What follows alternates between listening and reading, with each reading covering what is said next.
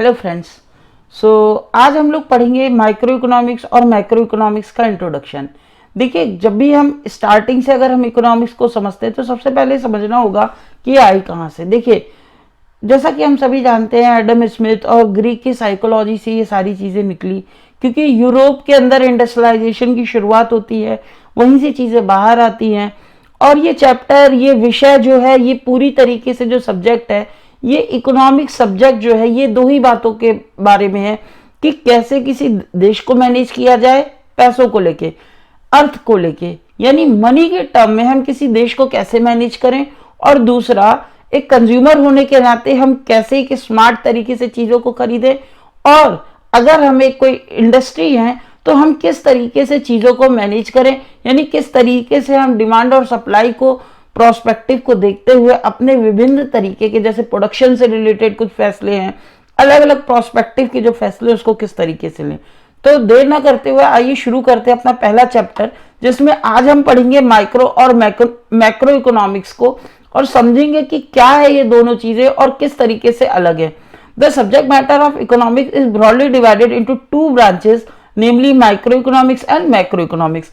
देखिए, इसका सीधा सा मतलब है, जो हमारा इकोनॉमिक्स विषय है ये दो अलग अलग ब्रांचेस में, जैसे एक पेड़ की कई टहनियां होती हैं, कई ब्रांचेस होती हैं, ठीक उसी तरह इस सब्जेक्ट की जो हम पढ़ रहे हैं इकोनॉमिक्स, इसके भी दो ब्रांचेस है। एक है आपका माइक्रो इकोनॉमिक्स और दूसरा है आपका मैक्रो इकोनॉमिक्स। अगर माइक्रो इकोनॉमिक एनालिसिस की बात की जाए और मैक्रो इकोनॉमिक एनालिसिस की बात की जाए, तो इन दोनों ही एनालिसिस को मिला के बनता है इकोनॉमिक एनालिसिस। इकोनॉमिक एनालिसिस समय समय पे विभिन्न एजेंसियों द्वारा किया जाता है। कई बार सरकार करती है, तो कई बार अलग अलग संस्थाएं करती है। जैसे किसी भी देश का स्टॉक मार्केट है, उसको भी अपने कंट्री को देखने के लिए एक बार समझना पड़ता है कि डिमांड एंड सप्लाई किस तरीके से चल रही है। ठीक है, तो इस तरीके से माइक्रो इकोनॉमिक्स और मैक्रो इकोनॉमिक्स दोनों ही इकोनॉमिक्स की ब्रांचेस हैं। अगर माइक्रो इकोनॉमिक्स की बात की जाए तो माइक्रो इकोनॉमिक्स जो है ये क्या है? Micro economics is drive from Greek word micros. ये कहां से निकला है? ये ग्रीक वर्ड से निकला है जो कि है माइक्रोस, और जिसका मतलब है छोटा। अब इसको छोटा क्यों कहा गया? क्योंकि माइक्रो इकोनॉमिक्स के अंदर जब हम पढ़ते हैं तो हम दो ही चीजों में पढ़ते हैं कि एक कंज्यूमर किस तरह से ये फैसले अच्छे तरीके से ले सके कि उसे मार्केट में क्या चीज खरीदनी है और किस तरीके से खरीदनी है। उसी तरीके से एक इंडस्ट्री या एक फैक्ट्री किस तरीके से अपने प्रोडक्शन कॉस्ट को मैनेज कर सके, या कोई मार्केट, जैसे छोटी छोटी मार्केट होती है आपकी गली मोहल्लों की, वो किस तरीके से ऑपरेट करती है, किस तरीके से कंज्यूमर के डिमांड एंड सप्लाई के कारण रेट कम या ज्यादा होते हैं। इन्हीं चीजों को स्टडी करते हैं माइक्रो इकोनॉमिक्स में। ठीक है, micro economics study the economic behaviour of individual economic unit and economic variable. साफ साफ कहा गया है कि इंडिविजुअल इकोनॉमिक यूनिट, यानी ऐसा इकोनॉमिक यूनिट जो इंडिविजुअल है, जो अकेला है, जैसे एक कंज्यूमर हो सकता है, एक फैक्ट्री हो सकती है, एक सिंगल टाइप ऑफ मार्केट हो सकती है, ये सारे होते हैं हमारे individual economic unit. The unit study of micro economics is the part of economic such as household, firm and industries. Thus, the study of economic behavior of the household firm industry form the subject matter of microeconomics। तो इनके economic behaviour को, house hold कौन हो गए? House hold हो गए हम, एक कंज्यूमर। फर्म क्या हो गई? फर्म हो गई जो एक कंपनी है जो कोई भी सामान बना के मैन्युफैक्चरिंग गुड तैयार करती है, और एक इंडस्ट्रीज। ये सब किस तरीके से इकोनॉमिकली बिहेव करेंगे, यानी किस तरीके से अपने खर्चे मैनेज करेंगे, किस तरह से चीज़ों को खरीदेंगे, किस तरीके की टेक्नोलॉजी यूज करेंगे। इन सब चीज़ों की जब हम स्टडी करते हैं तो इन सब चीज़ों की स्टडी को क्या कहते हैं? माइक्रो इकोनॉमिक्स का subject matter. It revolve around the interaction of consumer and producer in the market. यानी जो ये हमारा माइक्रो इकोनॉमिक्स है, ये इर्द गिर्द घूमता है, यानी कंज्यूमर और प्रोड्यूसर किस तरीके से एक दूसरे को ध्यान में रखकर अपने खुद के फैसले लेते हैं, इसी के इंटरेक्शन को हम लोग माइक्रो इकोनॉमिक्स कहते हैं। Micro economics is the microscopic study of economy. यानी जब हम इकोनॉमी में माइक्रोस्कोपिक स्टडी का क्या मतलब है? मतलब हम एकदम नीचे के पायदान तक जब हम देख रहे हैं अर्थशास्त्र को, अगर हम किसी देश के, मान लीजिए सपोज अगर हम किसी देश की इकोनॉमी उठा कर देखें, तो हम वहां ये चीज देखना चाह रहे हैं कि किसी भी देश पर लिए गए फैसले एक इंडिविजुअल कंज्यूमर तक जाके किस तरीके से इंपैक्ट कर रहा है। इसीलिए इसको कहा गया है माइक्रोस्कोपिक स्टडी। जैसे माइक्रोस्कोप काम करता है किसी भी चीज में एकदम छोटे से बारीक चीज तक पहुंचने में, ठीक उसी तरह जो ये माइक्रो इकोनॉमिक्स है, ये इकोनॉमिक्स की सबसे छोटी से छोटी इकाई को, यूनिट को समझने में हमें मदद करता है। Instead of studying the whole economy we pick a small unit of the economy and study the economic behaviour of this part in detail. यानी हर इंडिविजुअल, चाहे कंज्यूमर हो चाहे एक फैक्ट्री हो, उसके बिहेवियर को जब हम पढ़ रहे होते हैं, समझ रहे होते हैं, तो इसी को हम लोग माइक्रो इकोनॉमिक्स कहते हैं। अगर माइक्रो इकोनॉमिक्स का सब्जेक्ट मैटर की बात की जाए तो micro economic is concern with how the individual consumer distribute his income among various products and services so as to maximize the utility, that is the theory of demand। सीधी सी बात है, कोई भी कंज्यूमर, जैसे आप और हम हो गए, हमारे पास जितनी भी इनकम आती है, हम क्या चाहते हैं, अपने इनकम को ऐसे खर्च कर सके कि हमारी ज्यादा से ज्यादा जरूरतें पूरी हो सकें। यानी हमारा प्रयास ये होता है कि अपनी इनकम को खर्च करना, अपने आप को ज्यादा से ज्यादा सेटिस्फाई करना। इसी चीज को, सेटिस्फैक्शन को, इसी जैसे कोई भी चीज हम यूज करते हैं, जैसे अगर हमें भूख लगी, हमने खाना खा लिया तो हमारी भूख मिट गई, यानी हमारी तृप्ति हो गई, हमें जो सेटिस्फैक्शन मिला, इसी चीज को हम लोग यूटिलिटी कहते हैं। और इसी चीज की स्टडी जब हम लोग माइक्रो इकोनॉमिक्स में करते हैं तो उसको कहते हैं theory of demand.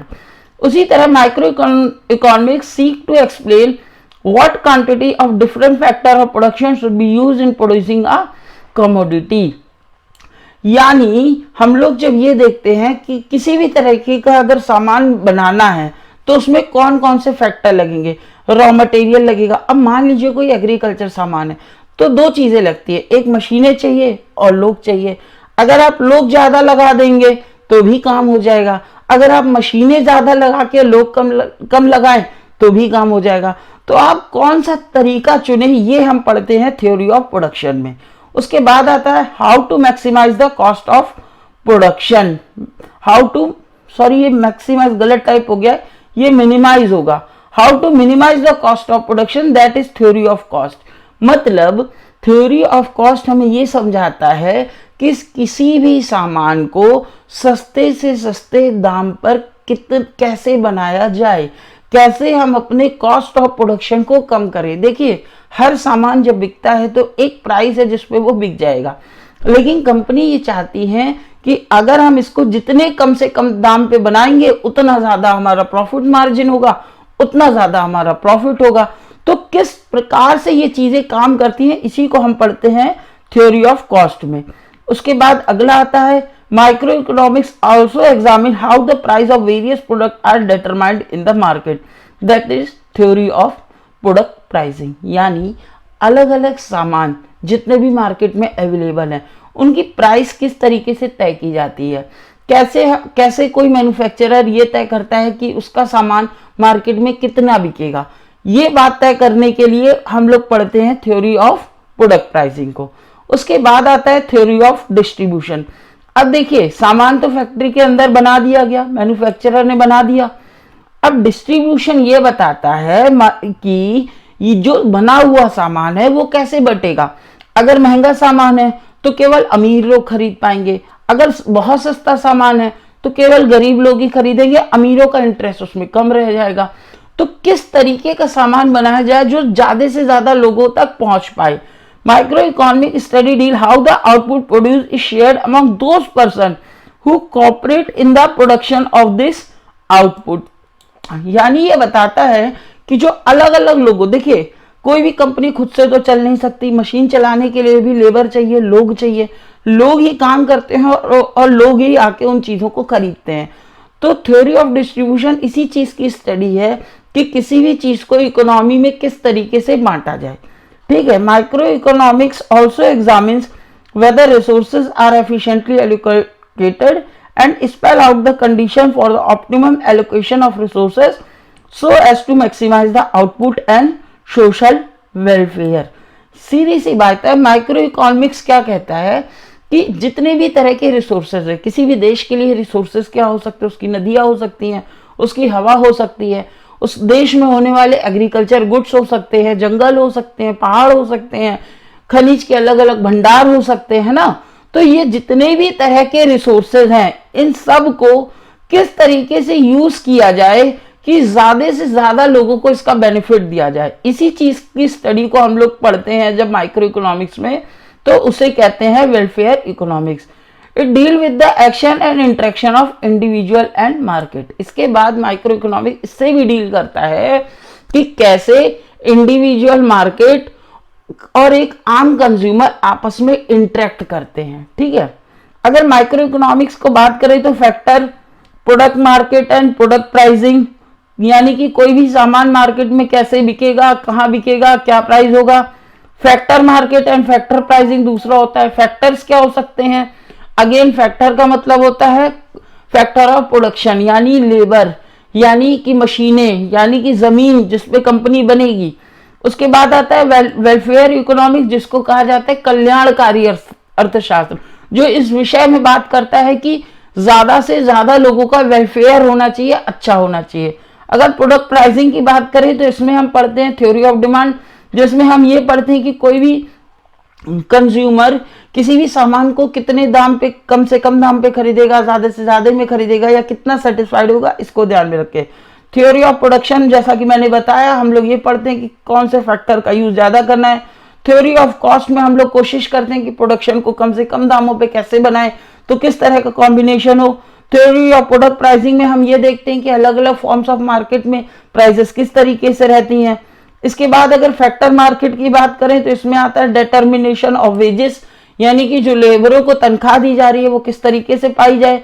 Determination of interest, देखिए अगर कोई भी इंडिविजुअल, कोई भी आम इंसान अगर कोई फैक्ट्री लगाता है तो फैक्ट्री लगाने के लिए उसमें बहुत सारा पैसा लगाता है, और पैसे के बदले भी वो कुछ ना कुछ चाहता है। कहीं भी अगर आप पैसा बैंक में भी इन्वेस्ट करें तो आपको बदले में ब्याज चाहिए, इंटरेस्ट चाहिए। ठीक उसी तरह अगर कोई उद्योगपति किसी बिजनेस में पैसा लगाता है तो उस पर भी इंटरेस्ट चार्ज होता है, इसको भी हम पढ़ते हैं। डिटर्मिनेशन ऑफ रेंट, रेंट कैसे डिसाइड किया जाएगा। डिटर्मिनेशन ऑफ प्रॉफिट, और इसके बाद हम देखते हैं कि प्रॉफिट किस तरीके से डिटरमाइन किया जाएगा। तो ये सारी स्टडी जो हम करते हैं ये किस चीज के अंदर आती है, ये सारी स्टडी आती है माइक्रो इकोनॉमिक्स में। अब दूसरा एस्पेक्ट देखते हैं कि मैक्रो इकोनॉमिक्स क्या है और उसके अंदर क्या पढ़ते हैं हम। देखिए मैक्रो इकोनॉमिक्स जो है, ये मैक्रो इसका एक प्रीफिक्स वर्ड है जो कि ग्रीक वर्ड मैक्रो से आया है, और जिसका मतलब क्या होता है, large.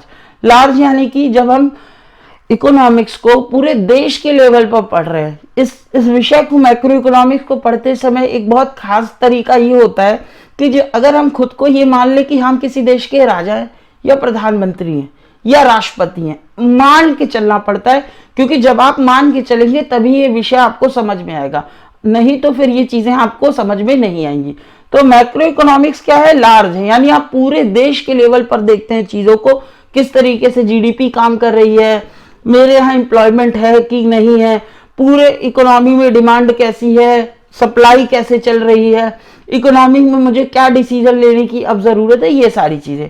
Micro economy is the economy as a whole. Micro economics is the study of economy as a whole, यानी कि जब हम पूरे अर्थव्यवस्था को होल करके पूरा एक मान के पढ़ते हैं।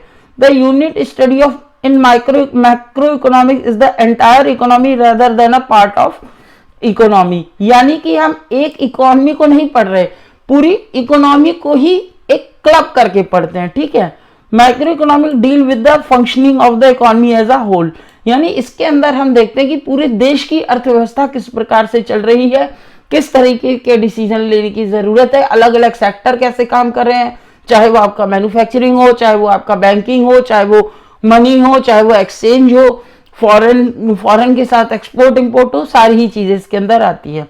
Macro economics seek to explain how the economic total output of good and services, total employment resources, what explain fluctuation in the level of output and employment, यानी कि अगर आप गुड एंड सर्विसेज का प्रोडक्शन कर रहे हैं तो उस प्रोडक्शन को करने से कितने लोगों को रोजगार मिल रहा है, कितना रिसोर्स उसको यूज हो रहा है, किस तरीके से एक प्रोडक्शन को बढ़ाने से बाकी चीजों पे असर पड़ रहा है। It also explain why sometime economy operate nearly, ये भी बताता है कि क्यों कभी कभी ऐसा होता है इकोनॉमी में कि सभी लोगों को रोजगार मिल जाता है, और ये भी बताता है कि ऐसा क्यों होता है कि कभी कभी कुछ लोगों को रोजगार नहीं मिल पाता। तो इन दोनों ही कंडीशन को समझने के लिए हमें मैक्रो इकोनॉमिक्स की स्टडी करनी पड़ती है। It also explain why sometime the economy faces the problem of sharp rise in prices, that is problem of inflation. जब प्राइसेस बहुत ज्यादा बढ़ने लगती है, चीजें बहुत ज्यादा महंगी होने लगती हैं, तो इसी को हम लोग प्राइस प्रॉब्लम ऑफ इन्फ्लेशन कहते हैं। And why at some time prices level में रिमेन स्टेबल इवन फॉल, और ऐसा क्यों होता है कि कई बार जो प्राइसेस हैं या तो वो स्थिर हो जाती हैं, कांस्टेंट हो जाती हैं, यानी उनमें कोई चेंजेस नहीं होते, या फिर ऐसा क्यों होता है कि कई बार चीजें जरूरत से ज्यादा ही सस्ती हो जाती है। इन सब चीजों की स्टडी हम लोग किस में करते हैं, मैक्रो इकोनॉमिक्स में करते हैं। अगर मैं शॉर्ट में कहूं तो हम कह सकते हैं कि micro economic deal with the behaviour of such broad economic aggregate और big issue relating to the entire economy, like यानी कि ये कहा जाए कि मैक्रो इकोनॉमिक्स क्या एक बड़े इश्यूज के बारे में बात करता है कि जैसे पूरी इकोनॉमी का टोटल आउटपुट कितना होगा, टोटल एम्प्लॉयमेंट कितना है, इकोनॉमिक ग्रोथ कितनी है, जनरल प्राइस लेवल कितना है। अगर इसके सब्जेक्ट मैटर की बात की जाए तो इसमें हम क्या पढ़ते हैं, theory of output and employment, यानी अगर कंपनीज अपने आउटपुट को बढ़ाएंगी तो एम्प्लॉयमेंट लेवल पर क्या फर्क पड़ेगा। इसके बाद है theory of general price level, भाई आम तौर पे जो अलग अलग सामान की जो मार्केट में प्राइजेस हैं सभी सामानों की, वो किस तरीके से काम करती हैं। थ्योरी ऑफ नेशनल इनकम, इसके अंदर हम लोग नेशनल इनकम को अलग अलग मेथड से कैलकुलेट करते हैं। थ्योरी ऑफ इकोनॉमिक ग्रोथ को हम लोग पढ़ते हैं कि इकोनॉमिक ग्रोथ के लिए हमें क्या क्या फैसले लेने हैं। इंटरनेशनल ट्रेड में हम एक्सपोर्ट इंपोर्ट को देखते हैं। और थ्योरी ऑफ मनी में हम money, type of money, money कैसे बनी, हिस्ट्री ऑफ मनी, किस तरीके से अलग अलग फॉर्म्स की मनी भी जो डेवलपमेंट है वो भी किस तरीके से हुआ, उसकी हिस्ट्री क्या है, ये सारी चीजें देखते हैं। तो अगले चैप्टर के लिए मेरे साथ बने रहिए और हम शॉर्टली मिलेंगे। अभी के लिए बस इतना ही।